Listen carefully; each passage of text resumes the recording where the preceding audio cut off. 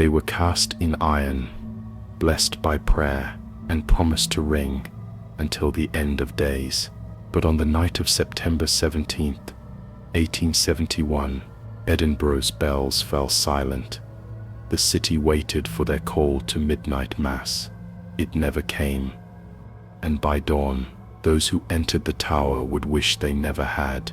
The camera drifts over a city of stone. Grey skies hang low, smoke curls from chimneys, and drapes itself across narrow closes. The air is damp, heavy with coal and river salt. This is Edinburgh, 1871, a city alive with faith, and a city alive with bells. They hang in spires and towers, in cloisters and schoolyards, iron mouths that open each hour, spilling their voices into the streets below. For centuries, they have bound this city in rhythm. Dawn by bell, work by bell, prayer by bell, even death, marked by bell. To live in Edinburgh is to walk inside their sound. There is no escape from them, nor any desire for escape, because to the people, the bells are more than metal. They are guardians, they are keepers, they are the city's memory, cast into iron. At St. Giles Cathedral, the largest bell commands the old town. It is said that if you stand beneath the tower at the moment of its toll, the sound trembles through your chest, vibrations settling into your bones. Some call it scripture carried on air, others call it something older. The bells of Edinburgh were not all born holy. Many were forged from war, cannons taken from battlefields, melted down, reshaped into holy voices, metal that once tore through flesh, now calling the faithful to prayer. But iron remembers, and when it sings, not everyone hears music. On a damp morning, the high street bursts alive. Merchants unfold their stalls, children weave through the crowd, horses stamp and snort in the cold air, and above it, the bells strike 8, measured, relentless, a sound that marks the day as belonging not to the people, but to something above them. The kirk has long held Edinburgh in its grasp, and the bells are its voice. Through them, obedience is maintained. Through them, silence is kept. A widow in Cowgate shutters her windows at every toll. To her, each strike is her husband's burial replayed. A student at Leith covers his ears. The morning bells pierce like needles behind his eyes. And a workman, standing beneath a belfry, swears that one morning he felt words in the vibration, not his own, not human. He never repeated what they were, yet most obey without question. The bells rule their hours, their marriages, their burials. To question them is to question the kirk itself, and no one dares. But even as the city bends to their sound, something else gathers beneath it. A silence, not the quiet of sleep, not the stillness of peace, but a silence that waits, patient, unseen. September 1871. The bells are at their peak. More towers than ever before rise above the skyline. The air carries a ceaseless chorus of iron voices, but not everyone trusts the music. A seamstress walking home after dusk claims the bells ring when no rope is pulled. A clerk in the grass market wakes at midnight to tones that no other ear can hear, and a stonemason swears he saw the great bell shudder before it struck, trembling from within, not from the rope that held it. No one believes them. They never would. But these whispers spread through taverns and tenements, passed on in hushed tones, careful not to reach the ears of the clergy. Because those who mock the bells risk more than ridicule. They risk being seen as enemies of the kirk itself. So the stories die in silence, and the bells continue. To walk the city at night is to walk inside their dominion. Fog presses against the stone closes. Lanterns swing in the cold air, and from somewhere above, a solitary strike echoes through the mist. You cannot see the tower, but you hear it. Always, you hear it. Some find comfort in this. For others, the sound carries only dread. A watchman at Calton Hill writes in his journal that the bells follow him.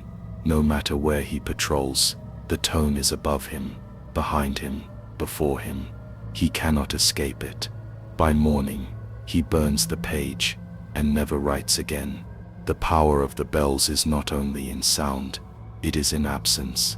Every man and woman in Edinburgh knows the shape of their rhythm, when to expect the next call, when to measure the next hour. So when a bell is late, the entire street notices. The silence is immediate. The silence is unbearable. Even a delay of seconds sends whispers through the crowd. Has the tower failed? Has the ringer died? Is something wrong above us? The silence itself becomes a sound of suspicion, a sound of fear. But the silence in 1871 is not yet complete. It is still gathering, still waiting. On the morning of September 15th, life continues as always. Rain darkens the cobbles, women carry baskets of bread through the winds, men shoulder tools, heading for the yards and mills, children run along the closes, chasing the day. At 10 o'clock, the bells ring in unison. Their harmony rolls across the city, folding over rooftops, carried by wind. Thousands hear it, and for most it is nothing unusual. Just another hour, just another sound. But one mason standing in the grass market looks up, and in that moment, he swears he sees the great bell tremble before it strikes, not from rope, not from hammer, but from itself. He tells no one but his wife. She laughs it away, and yet years later, she remembers the fear in his eyes, because he was not the only one who saw. The bells carry on, the city carries on, but beneath the iron song, the silence grows. It waits in the narrow closes, it waits in the empty pews, it waits beneath the stone foundations of the kirk itself. And when it comes, it will not arrive as peace, it will arrive as absence, an absence so complete that the people of Edinburgh will remember the night, not as silence, but as the night the bells never rang. The forge burns in the dark, flames rise against the blackened stone, molten metal spills from the mouth of the crucible like sunlight captured and turned violent. This is where the bells began, not in the churches that lifted them high, not in the hands of priests who blessed them, but here on the floor of the foundry, where fire and ash swallowed steel and spat out voices. The men who worked these fires carried no illusions.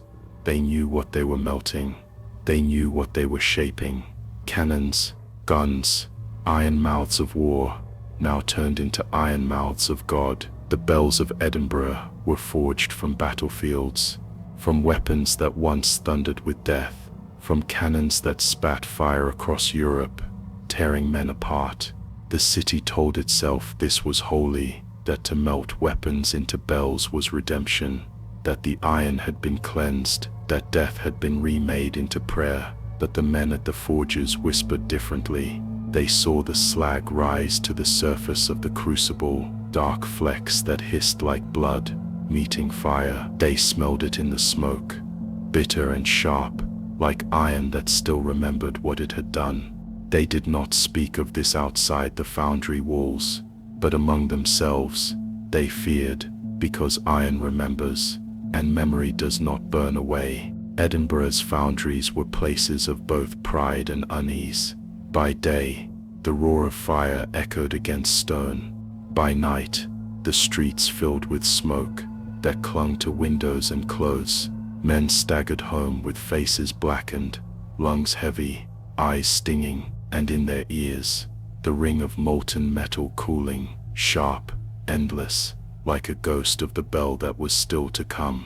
Wives complained that their husbands shook in sleep. Children whispered that their fathers smelled of ash, even after washing. Then the men themselves confessed, only in whispers, that sometimes they dreamed of the cannons, not as they were melted, but as they once were. They woke to the sound of thunder in their ears, a sound that did not belong to a dream. The church knew this. It had always known. So when each bell was cast, priests came to the foundry. They stood at the edges of the fire, robes gathering soot, faces lit orange by the flames. They prayed psalms as the iron poured. They sprinkled holy water on molds that hissed and spat against it. The workers said it helped, that the prayers were a shield against what rose with the smoke. But some noticed the priests' hands trembling, the way their voices faltered when the iron roared too loud. And they wondered, did the priests believe their own prayers were enough? One story survived, not in records, but in rumor. A bell cast in 1849. The iron came from a cannon taken in war. The mold was prepared. The priests gathered. The iron poured, but as the molten metal flowed into the shape, something happened. The mold split. A crack opened down its side, and the iron spilled across the floor in a flood of fire. Men screamed. Robes caught flame. One worker's legs were swallowed whole. The priests fled the foundry, and when the iron cooled, it hardened into something twisted, unrecognizable. The bell was broken before it was born. They buried it in the earth behind the forge, covered in ash, covered in silence. The kirk never spoke of it again. But those who worked the fires never forgot. They said the iron was cursed from the moment it was touched, that no psalm, no water, no prayer could wash it clean. That when the next bell was poured, they swore they saw faces in the surface of the molten metal, not reflections, but eyes, watching. By the time the bells were raised into their towers, the city had already forgotten their origin. The forges were far from the pews, the fire and screams buried under stone and song. To the congregation, they were holy, perfect, voices of God calling them to prayer. But the men who had poured them knew otherwise. They had seen the iron bleed. They had heard it hiss. They had smelled death rise with the smoke, and they carried the weight of that memory silently through their lives. Some tried to speak. One worker in 1856 confessed in a tavern that the bells were not clean, that the iron was poisoned, that the city was worshipping voices that did not belong to God. By morning, he was gone, his body never found, his name never written. Only the bells remained, ringing above the streets, calling the faithful to their knees. The superstition spread in secret. Mothers warned their children not to stare too long at the bells. Wives crossed themselves when their husbands left for the foundry, and the workers themselves began small rituals. A pinch of salt thrown into the fire, a muttered word before the pour, an iron nail carried in the pocket for protection. These were not in the psalms. They were not in the kirk's blessing. They were older, darker, and they told a story no priest would ever admit aloud, that the bells were not cleansed, that the blood in their iron still spoke, and that one day the city would hear it. The records show little. Officially, the bells were holy. Their forging was sacred, their sound divine. But between the lines, a different story whispers. Accidents never written down. Men who refused to return to the foundry. Priests who refused to touch the molds with their own hands. Fear buried beneath scripture. Doubt hidden beneath ritual. And always the same conclusion. The iron was never clean. The silence beneath Edinburgh waited for its moment. And the bells forged in fire, blessed in ash, carried that silence inside them. Each strike was not only prayer, it was memory of the cannons, of the screams, of the blood poured into fire. And though the city listened in devotion, believing they heard salvation, the men who worked the forges knew better. They knew what iron remembers. And they waited for the day the bells would remember too. The streets of Edinburgh glowed faintly in the autumn dusk. Windows burned with candlelight. The air carried the heavy scent of wood smoke, of meat roasting, of bread cooling on open sills. It was September 16th, 1871. The night before the bells would speak, families gathered in stone houses, clustered close against the chill. Children sat cross-legged on rush mats, faces flushed from firelight, as their mothers ladled broth into bowls. Fathers drank ale by the hearth, their laughter carrying down narrow closes. The whole city seemed to breathe in unison. A night of warmth, a night of waiting. But above it all, higher than the houses, higher than the spires, the tower loomed, and in its ribs of stone, the bells hung ready. They had been polished for the occasion. Their bronze sides gleamed faintly, catching the torchlight that flickered up the staircase. They were waiting, silent, as though listening, and to the people below, that silence was comforting.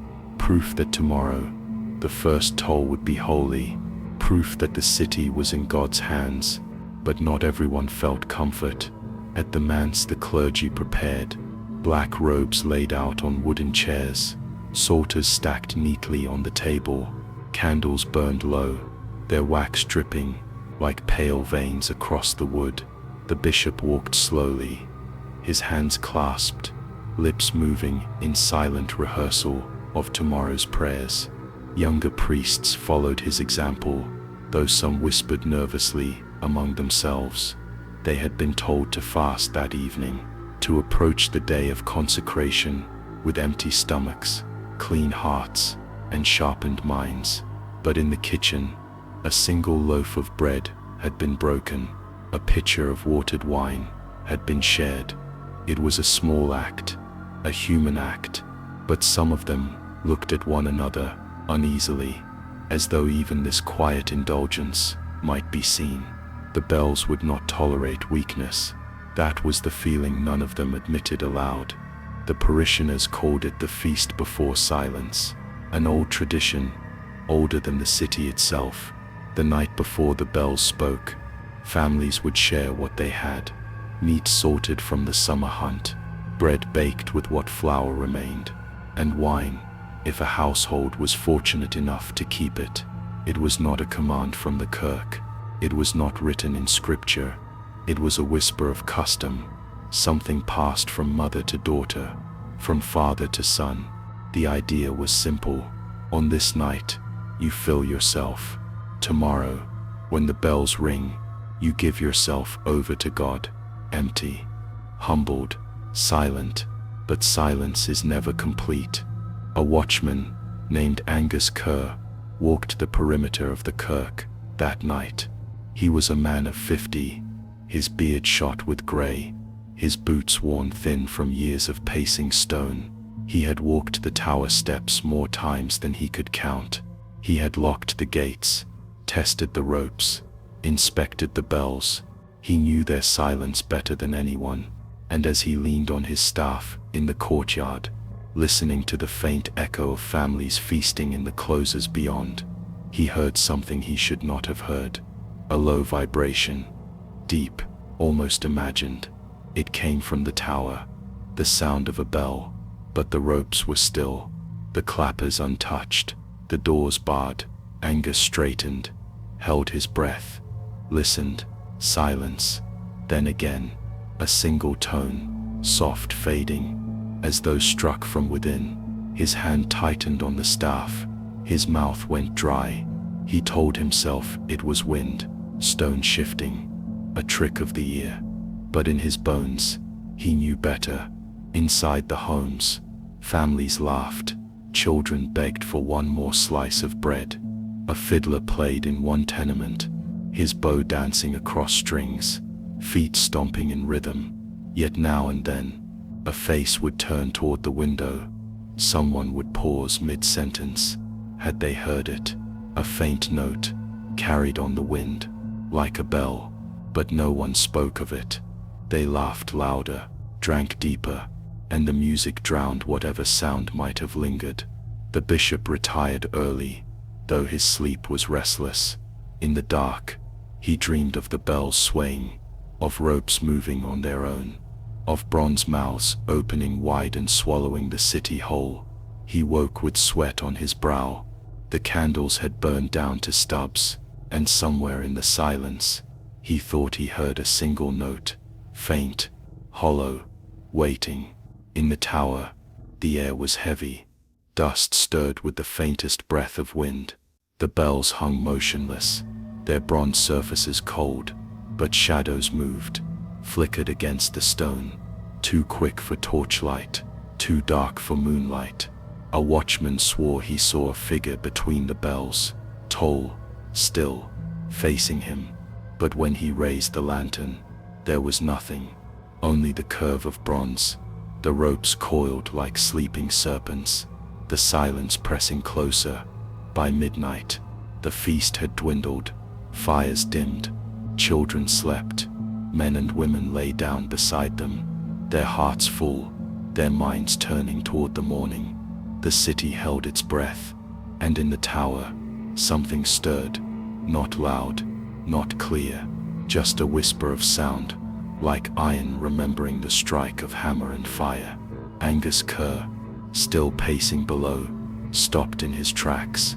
The staff shook in his hand. He looked up into the black mouth of the tower, and for the third time that night, he heard it. The bell was tolling, no rope pulled, no clapper moved, but the sound was there, low, unmistakable, calling out across the silence. And Angus knew then, though he would never speak it, tomorrow, when the bells rang before the people, something else would be speaking through them. The nave was lit with hundreds of candles. Flames swayed with each faint breath of the congregation. Shadows stretched high along the vaulted stone, trembling like living things. It was midnight. The mass had begun. Men and women pressed shoulder to shoulder inside the kirk. Children clung to their mothers' skirts, eyes wide with drowsy fear. The air was thick with incense, so heavy it burned the lungs. Every cough echoed too loudly. Every shuffle of boots against stone broke the rhythm of the priests chanting.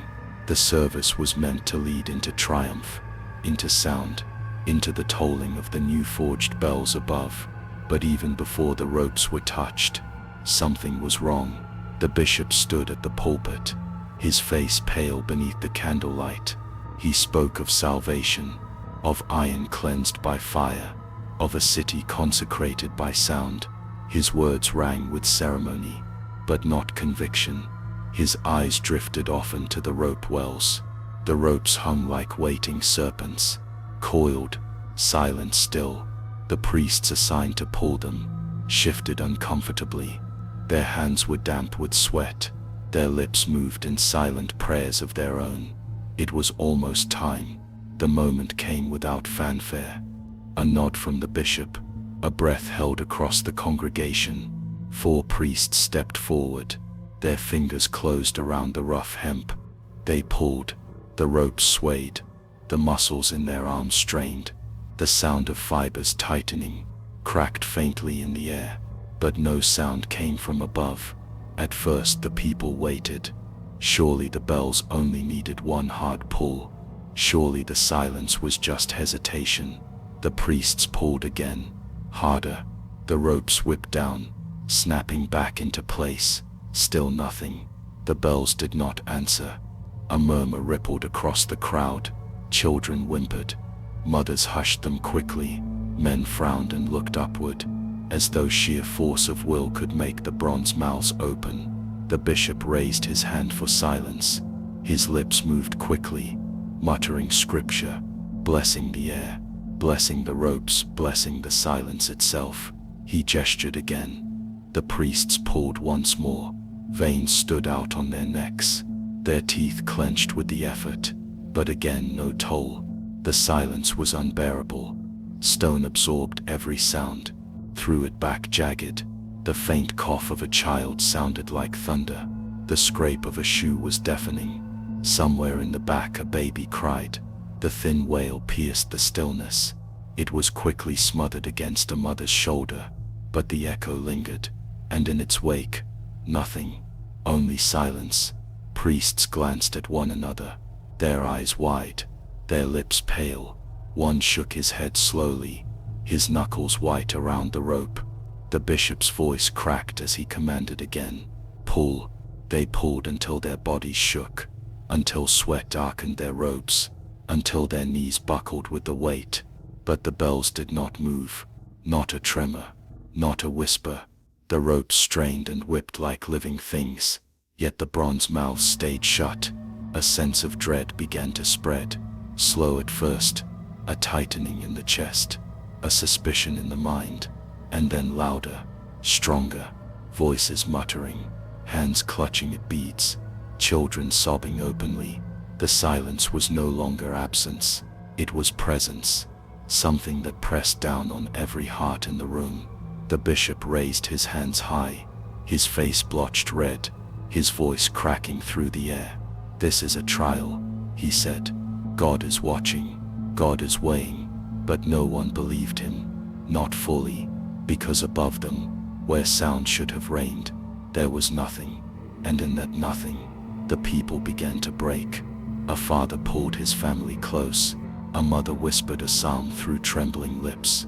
An old woman clutched the edge of the pew until her fingers bled, and one boy, no more than 9, swore he heard something, not a toll, not a strike, a breath, a long hollow exhale from the tower above.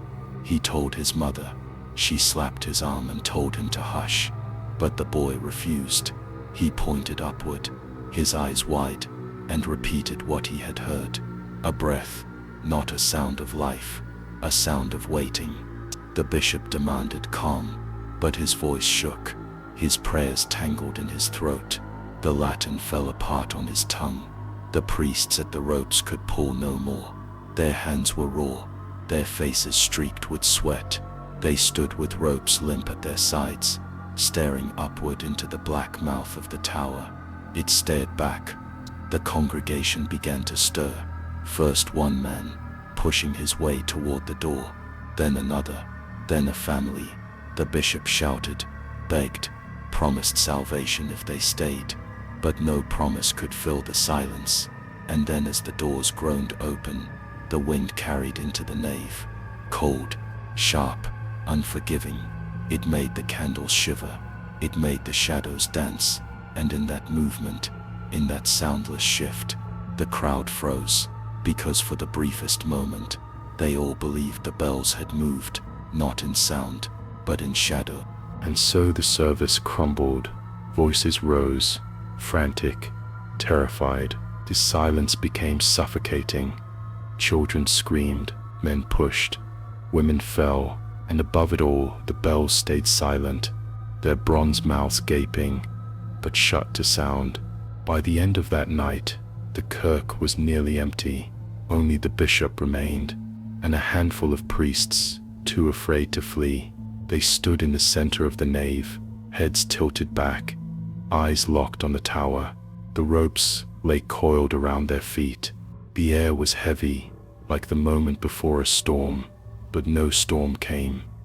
No toll, no voice, just silence. And in that silence, the bishop whispered what no one else dared. They will never sing. The tower stood against the grey morning, its stone ribs dark with damp, its windows black as sockets. Mist curled low along the kirkyard. Every branch, every slate roof seemed to lean toward it. The bells had not spoken. The silence of midnight mass still clung to the city, and so the bishop ordered a search. 6 men were chosen, 2 priests, 4 lay brothers, all strong of arm, though their eyes betrayed hesitation. They crossed the nave in silence, the congregation watching from the pews. No one followed. No one wanted to be near the ropes again. The doors of the tower were heavy oak, scarred by years of salt and rain. The iron lock screeched as it opened. A breath of air spilled out, cold, metallic, sharp as blood on the tongue. One of the lay brothers gagged, the others pressed forward, and the tower swallowed them whole. The staircase spiraled upward, in narrow coils. The stones were damp beneath their boots, slick with moss. Every step stirred echoes that returned too quickly, as though the walls were listening. The men climbed without speaking. Each carried a lantern, Their flames fluttered low, weak, as though reluctant to show what waited above. Halfway up, they stopped. The ropes hung through the stairwell like veins of hemp. They swayed faintly, though no wind touched them. One man reached out. The rope was frayed, fibers split, as though torn by constant use, but no hand had pulled them since the night before. The lay brother drew his fingers back quickly. The rope was warm. They climbed higher. The air thickened. It smelled of iron, of scorched stone, of something ground into dust. When they reached the landing beneath the bells, the priests whispered a psalm. Their voices trembled. The words fell flat, devoured by the silence. The lanterns illuminated the chamber. Dust floated like ash. The beams of light caught particles that glittered faintly, coating every stone, every rope, every beam. Metal dust. It clung to their robes. It burned in their nostrils. It tasted like blood. And then they saw the bells, massive shapes, suspended in their wooden frames, bronze darkened by age, scarred by fire, silent, still, but not untouched. The ropes were worn raw, frayed down to cords. Wooden beams groaned, as though strained by endless movement. The stone floor beneath the bells was scarred, dust pooling in strange spirals, and the largest bell trembled. It was not much, just a faint shiver, a vibration that ran up through the ropes, down into the stones, into the bones of the men who stood there. One priest dropped his lantern. It clattered across the stone, the flame sputtering but not dying. The sound was deafening in the silence. The bell did not swing, the clapper did not move, but the bronze skin quivered, as though something inside had shifted. The men froze. No one breathed. The silence seemed alive. One lay brother stepped forward, despite himself. His hand hovered near the bronze, as though drawn to it. The air beside the bell was warmer. It seemed to hum faintly. A vibration felt more in the chest than in the ears. He pulled his hand back sharply, staring as though burned. The others looked at him with wide, accusing eyes, as though he had done something unforgivable by reaching at all. Then, without warning, the tremor stopped. The bell stood still, utterly still. The silence returned, heavier than before. One priest began to weep quietly. The others said nothing. They stood in that chamber for several minutes, listening. The dust settled on their shoulders. The lantern flames dimmed. None dared to touch the ropes again. None dared to look directly at the bell. And slowly, one by one, they backed toward the stairwell. The descent was slower. The steps dragged. Each man looked over his shoulder, waiting for sound, waiting for movement. But the tower gave nothing, only silence, only the faint scrape of their boots against stone. When they emerged into the nave, the light was blinding. The people turned toward them, expectant, desperate, but the men could not speak. Their faces were pale, their lips pressed tight. One priest's hand still trembled, as though holding a rope that burned. The bishop asked what they had seen. They shook their heads. He pressed again, his voice hard, demanding, but their silence was absolute. They would not say what had moved inside the bell. That night, the story spread through Edinburgh, not from the lips of the searchers, but from the whispers of those who watched them descend, men pale as death, eyes wide, unfocused, one weeping openly. The bells had not spoken, but the men had been marked, and the city began to understand. It was not that the bells refused to ring. It was that something inside them was waiting to be heard. The kirkyard was still. Morning fog pressed low against the stones, dimming the outlines of monuments, softening the iron gates, until they seemed to melt into the mist. And beyond them, rising dark against the pale sky, the tower loomed, its black windows blind, its belfry waiting. Inside that silence, a single man prepared himself. His name was Thomas Kerr, a ringer by trade. For 20 years his hands had worked the ropes of St. Giles, pulling rhythm into stone and sky. He was trusted, respected, but now he was alone. The others had refused. After the search in the belfry, no one touched the ropes, no one dared climb the stair.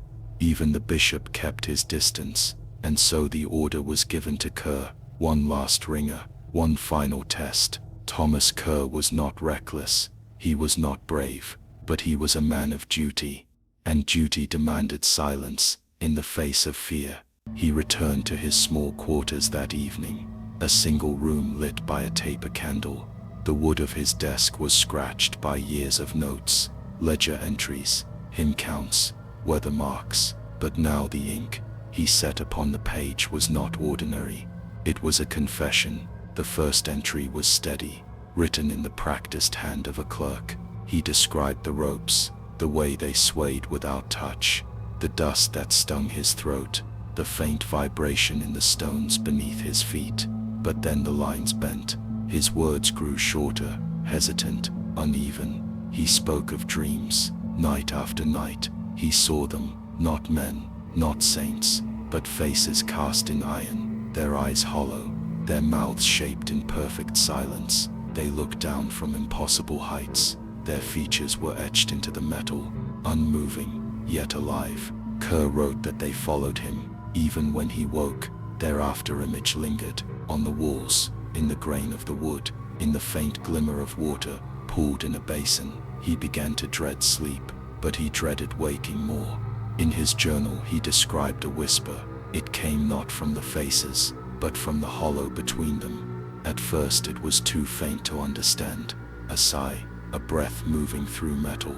But then the words took shape. You cannot summon what has already arrived. Kerr wrote it again and again, the ink darker, where his hand pressed too hard, the line scored into the parchment, tearing slightly with each repetition, and yet he continued his task. Each dawn he walked the nave, testing the ropes. He touched the hemp with shaking hands, but he did not pull.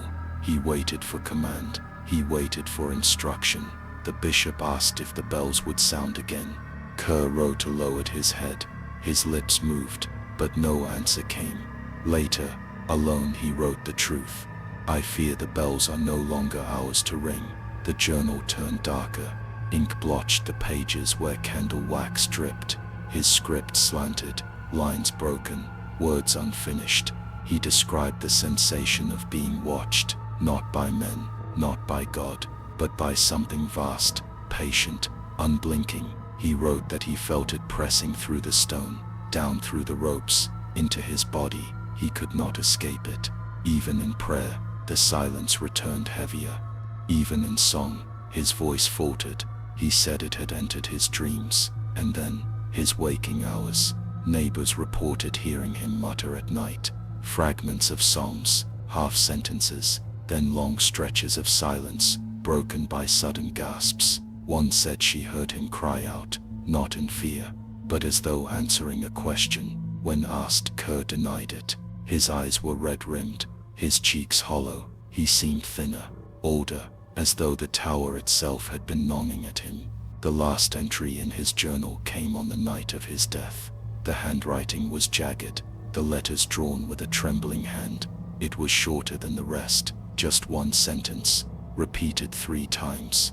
You cannot summon what has already arrived. Beneath it, a smear of ink trailed off the page. By morning, Thomas Kerr was found. He was seated at his desk, head bowed over the journal. The candle beside him had burned down to nothing. His face was pale, his body cold. There was no sign of struggle, no wound, no cause. His hand still clutched the quill. The ink on his fingers had dried black. The bishop declared it natural, a heart stilled in sleep. But those who saw him swore otherwise. They said his expression was not of rest, it was of listening, as though even in death, he strained to hear what whispered through the silence. And after Thomas Kerr, no one touched the ropes again. The bells hung heavy, silent above the city. The dust settled over stone, and the tower kept its secrets. But the words remained, scored into parchment, carried in whispers through the closes and winds of Edinburgh. You cannot summon what has already arrived.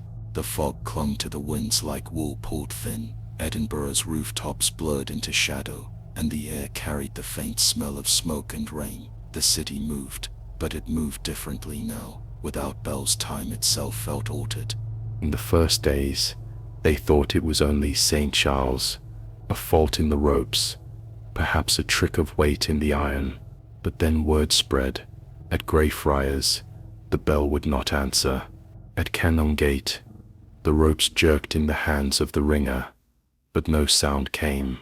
In Leith, the shipyards swore the harbour bell hung dead, though the tides rose and fell. Each report added to the weight, pressing over the city. Funerals were the first to change. The caskets still moved through the streets. The mourners still carried their black cloth, their solemn faces lowered. But without the toll of iron, the procession felt hollow. No rhythm guided their steps. No voice marked the passing of the soul. One widow whispered that her husband's spirit would not find the gate. Another muttered that the silence itself had swallowed him. Then came the weddings. Tradition held that bells must ring when the vows were spoken, a sound to carry joy into the sky, a call to heaven that love had been bound. But on those days nothing came. The priest's words echoed in stone halls. The bride's veil shifted in the draught, and the silence lingered over their union, like an uninvited witness. Guests left uneasy. Some said the marriages were cursed. Others claimed the vows had not truly been heard. The city began to fracture. Superstitions took root in every close and stair. Some said it was punishment, that God himself had sealed the bells, silencing his answer to the prayers of a sinful city. Others whispered a darker thought, that the bells were not refusing, they were waiting, and that they would ring again, not at the command of man, but at their own hour. Rumors spread faster than sermons. A fishmonger swore he had seen a bell shift, though no hand touched it. A washerwoman said she felt a vibration through the stones beneath her bare feet. Children dared each other to touch the ropes, then fled crying when they swayed without pull. But the most disturbing reports came from those who lived near the towers. At night, they said, you could hear something, not ringing, not sound, but a low hum in the bones, like iron remembering its voice. The clergy attempted to calm the fear. They spoke of patience, of repairs, of trials sent by heaven, but their words rang thinner than the silence itself, for even the priests were seen hesitating before the ropes. Even they glanced upward with pale faces, as though expecting something to move in the darkness above. Days turned into weeks. The city sank deeper. Shops opened late, their owners watching the sky. Children stopped their games, no longer guided by the bells that once marked their hours. Even the courts and markets shifted uneasily, as though law and trade themselves had grown unstable without their measure. Life continued, but it did so beneath a veil, a silence too large to ignore. One ringer, older than the rest, broke down in the tavern. He swore he had tried every rope, every knot, every prayer he knew. The bell would not stir, but when he closed his eyes he could feel it, not still, not lifeless, but trembling, as though resisting. He would not touch the ropes again. Another testimony came from a schoolboy, who claimed his father had brought him into the kirk one evening. The nave was empty. The ropes hung straight, but when his father touched one, the boy swore he heard a groan, not from the rope, not from the tower, but from the air itself, and that's when he heard it. The boy said it was not a sound exactly, but a pressure, like the moment before thunder breaks. The absence of bells changed the rhythm of the city, where once the chimes called men to work, to prayer, to rest. Now people relied on shadows, the tilt of the sun across stone, the drift of smoke across the rooftops, the sound of carts rattling down the closes. Time became guesswork. Life became disjointed. Some adapted, others unraveled. Merchants muttered that trade would collapse. Doctors warned that without funeral rites, unrest would follow. Mothers whispered to their children that they must not look up at the towers, must not speak of what they saw in the corner of their eyes. And yet the silence spread, not just in sound, but in thought, a heaviness that pressed down on every word, every gesture, every act of daily life. Conversations ended more quickly. Laughter faded before it began. Even the taverns grew quiet, but something wasn't right. This was not absence alone. This was not mere quiet.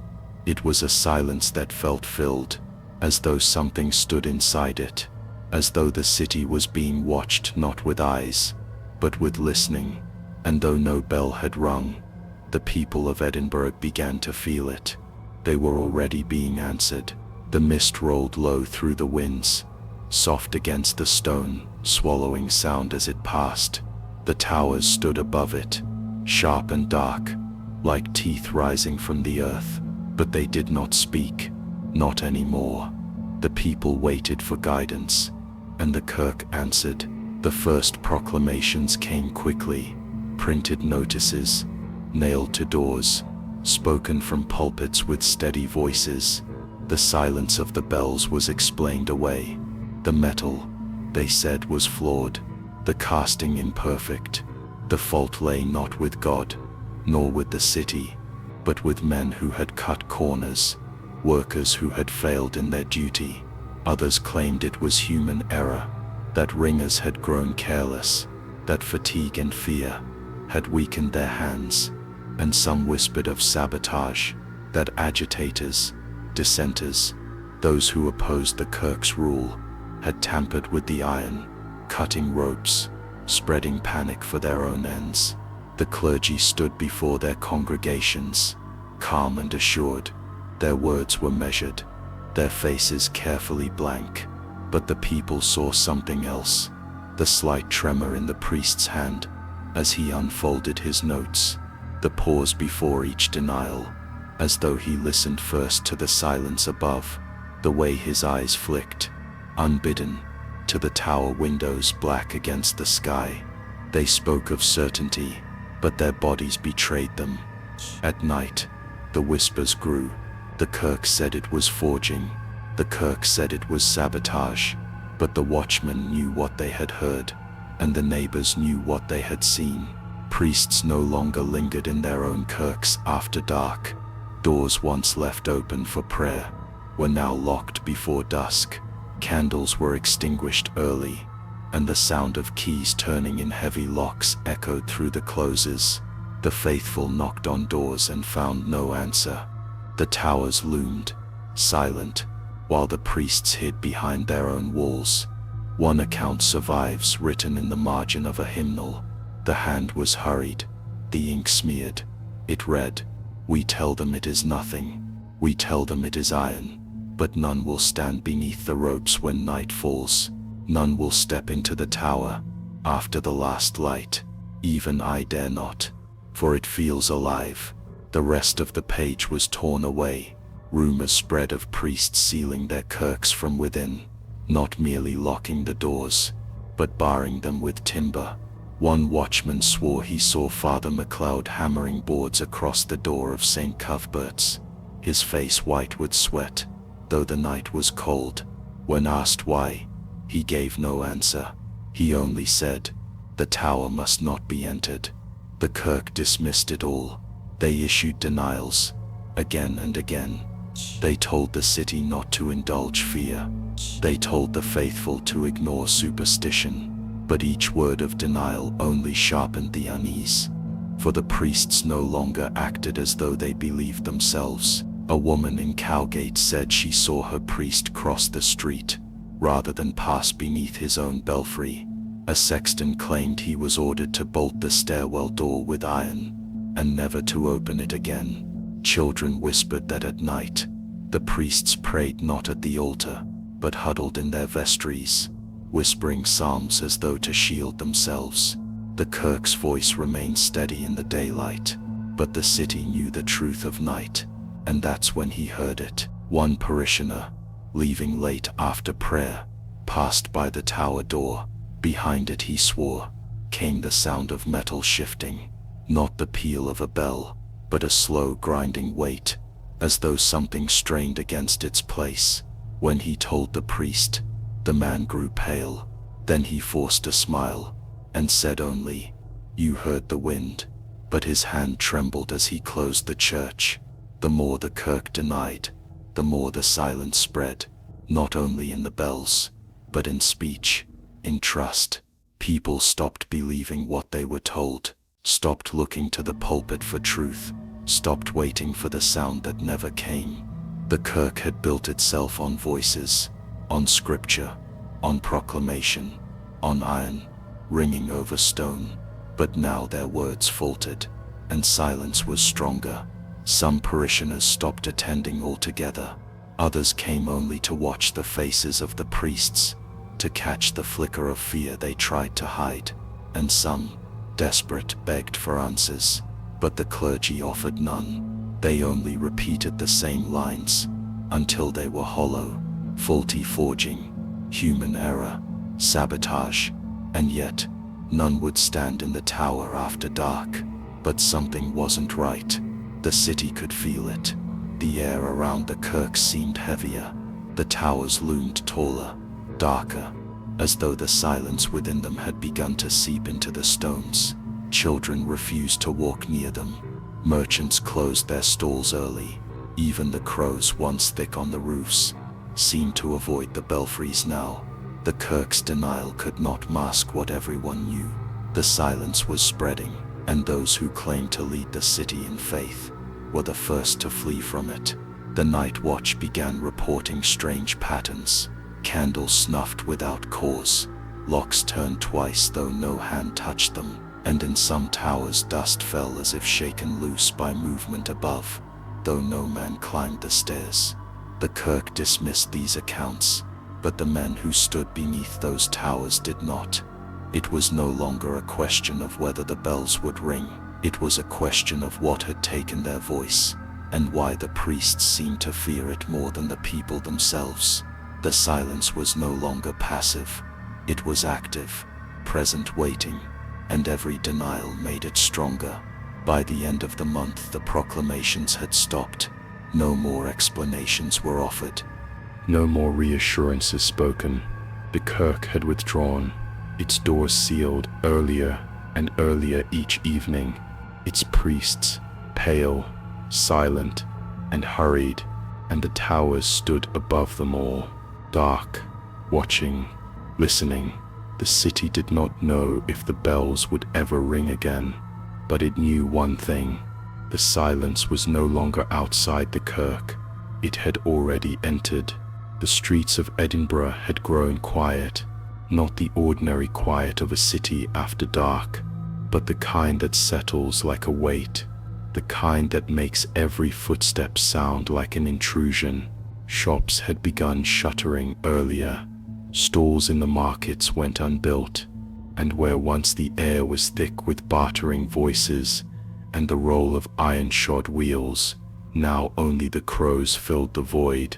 But something wasn't right. People had started to leave. At first a trickle, families with wagons, muttering excuses of trade or kinship in other towns. Then more, doors nailed shut, windows blackened from within, streets empty by dusk, and always the silence above them. The bells that should have bound the hours, the bells that should have marked weddings and funerals, now mute. It was not only absence, it was defiance. The kirk tried to explain it away. Faulty casting, sabotage, neglect.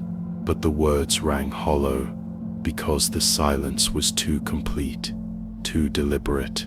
And when night fell, no one could ignore the fear. Some claimed to hear faint chimes in their sleep, not the rolling harmony of a peal, but something fractured, one note, then another, slightly late, slightly off, like voices trying to speak together, but unable to find each other's rhythm. A merchant's wife swore she heard a single bell groan while she walked home across the grass market. She dropped her basket and ran, the sound following her long after she reached her door. Others said nothing at all, but their faces told it, gaunt, drawn, listening. And then came the night. The sky hung low, heavy with storm clouds. The air pressed damp against the stones. Torches hissed when lit, their smoke hanging without wind. And then, the bells began, one by one, scattered through the city. St. Giles, Tron Kirk, Greyfriars, each striking its own note, uncalled, unbidden. But they did not strike in unison. They clashed, they overlapped, discordant, ugly. Not hymns, not calls to prayer, but something closer to screams. And that's when he heard it. A boy in Cowgate told his mother the bells were calling names, not words, but shapes of sound that pressed themselves into the ear. He covered his head with a blanket, and still he felt them inside his chest. Others staggered into the streets, clutching at their ears. Some prayed, some cursed, some simply wept. It did not last long, only minutes, but the sound seemed to stretch, each note scraping against the next, each tower out of step, like arguments shouted across a city, until suddenly, silence. Every bell, every tower, still. The storm did not break, the clouds did not move, only the absence remained. For a long while, no one spoke, even the dogs held their breath. Then, doors shut, bolts slid, candles burned low. By morning, the first houses were empty. By the week's end, entire closes abandoned. Edinburgh, once a city bound by sound, now unraveled in silence. And though officials declared it nothing more than superstition, those smiths examined the iron and found no flaw. The truth spread quickly in whispers. The bells had chosen their hour, and they had rung it themselves. No one waited to hear them again, because the last sound the city heard was not faith, but collapse, and it has never returned. All right, here is chapter 10, The Iron That Remains, fully expanded into one continuous narration, written in the exact Liturgy of Fear style. It runs close to 3,000 words, so it all fits safely in one message. The camera moves slowly. A dim dust-lit archive hall, rows of shelves, catalogues of forgotten objects that once belonged to Edinburgh's oldest churches. And in the center, under weak light that never seems to fall quite evenly, lies the iron bell. It is not displayed like a treasure. It is not mounted with pride or framed with reverence. It sits half buried in its own shadow, sunk into a wooden cradle that groans under its weight. One flank is eaten through with rust. The lip is chipped, as though struck by something harder than stone. Its surface is a landscape of pitting and scar, as if time had eroded it faster than the world around it. And still, it feels alive. Visitors describe the first impression the same way, that it is not just a ruined artifact of sound, that it does not simply wait to be catalogued, but that it listens. The archive was built as part of the university's preservation project in the 1920s, a place to gather objects from parishes that had closed, relics no longer needed, memorials to times when the church tower had been the center of every street. The bell of St. Cuthbert's was lowered there in 1923. It arrived on a flat bed cart covered in canvas, escorted by men who did not stay to watch it unloaded. They said the thing was cursed, and in the months that followed, rumors spread among the staff who worked the night shift. They spoke of vibrations in the floor when the building was empty. They spoke of a faint taste of iron on the tongue. They spoke of headaches that seemed to start in the center of the forehead, radiating outward until vision blurred. Most of all, they spoke of silence. Not the silence of a closed room, but a silence that pressed inward, that seemed to fill the lungs, that deepened whenever anyone walked near the ruined bell. The university denied this. Of course, they called it imagination, they called it suggestion, folklore, the usual ghost stories attached to relics. But something wasn't right. Researchers who measured the iron surface reported a subtle vibration, so faint their instruments struggled to register it, yet distinct enough that every man felt it through his fingertips, as though the bell was still ringing, but at a frequency no ear could hear. In the winter of 1924, an assistant by the name of Robert Haldane collapsed while taking rubbings from the bell's surface. His colleagues reported that he simply fell sideways mid-stroke, chalk smearing across the iron as he hit the floor. He claimed he had heard something, not a sound exactly, not even a word, but a pressure, like a voice that spoke directly into the nerves of his skull. He could not describe it.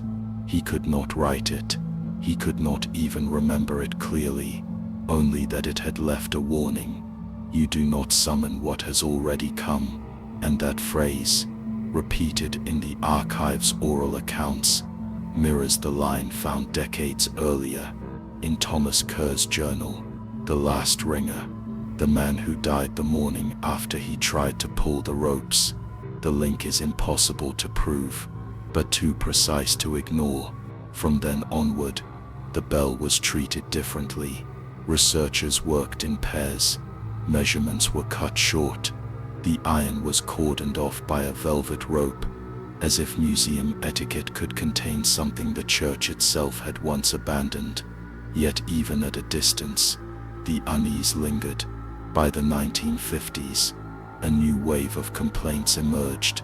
Students who volunteered in the archive wrote of nosebleeds that started without warning, of fatigue that settled in the bones, of a constant sense that someone stood just out of sight behind the rows of shelves.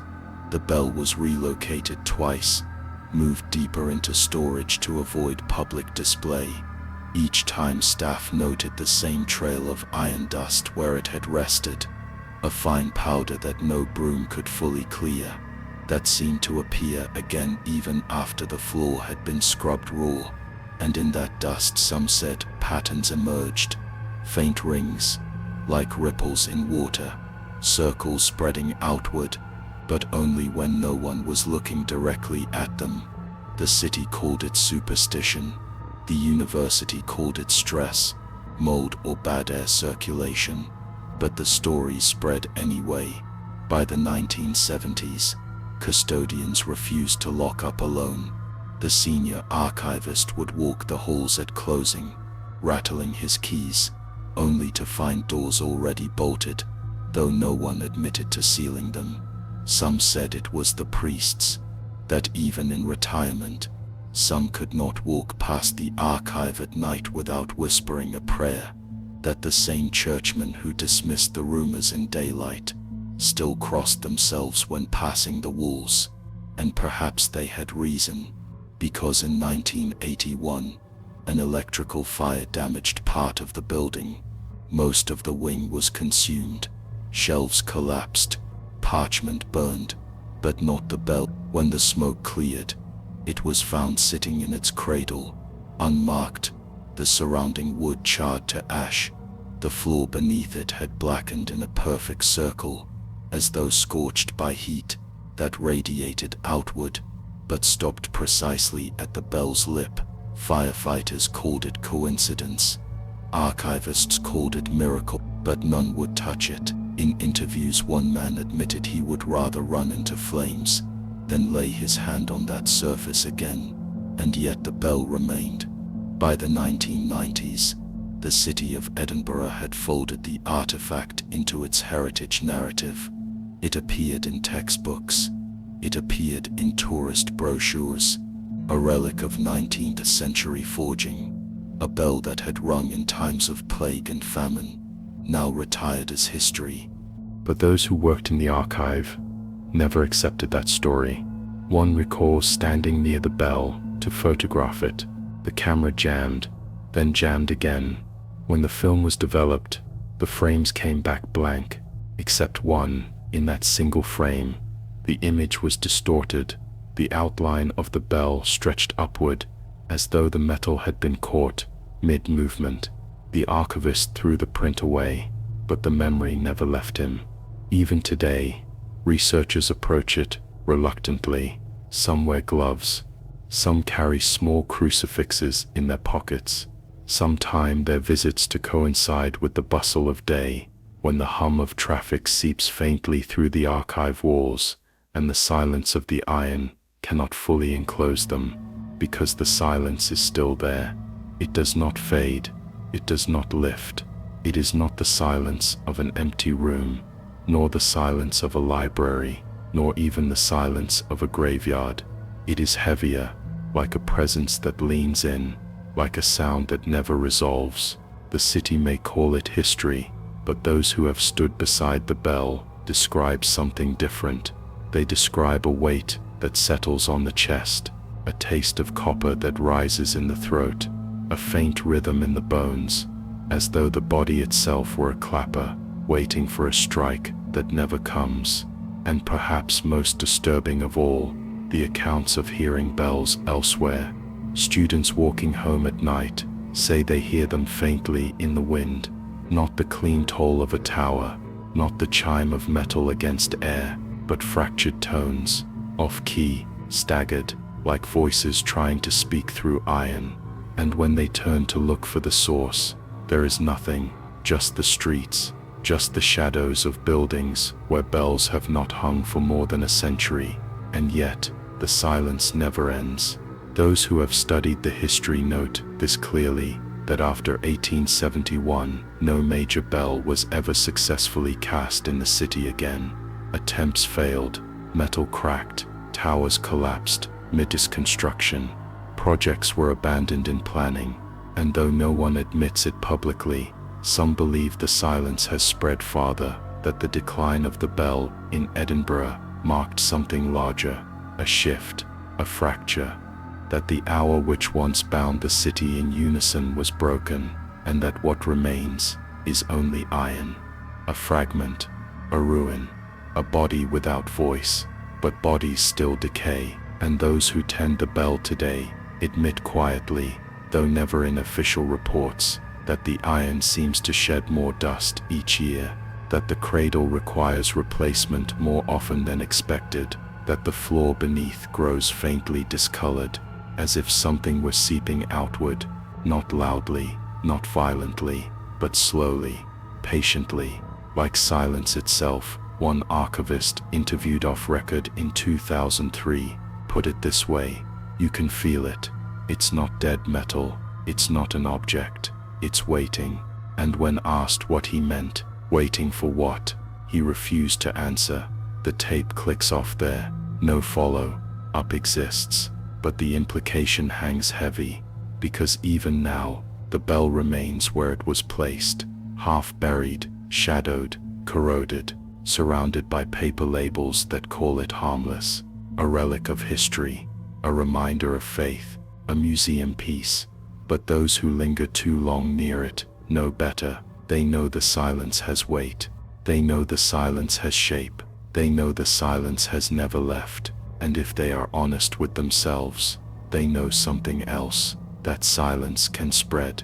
The city tells itself it ended in 1871, that whatever broke the bells broke only once. But the truth is simpler, and far more terrifying. The silence never ended. It only began. When iron forgets its voice, what else is left for us to hear? Edinburgh called it silence. Others called it judgment.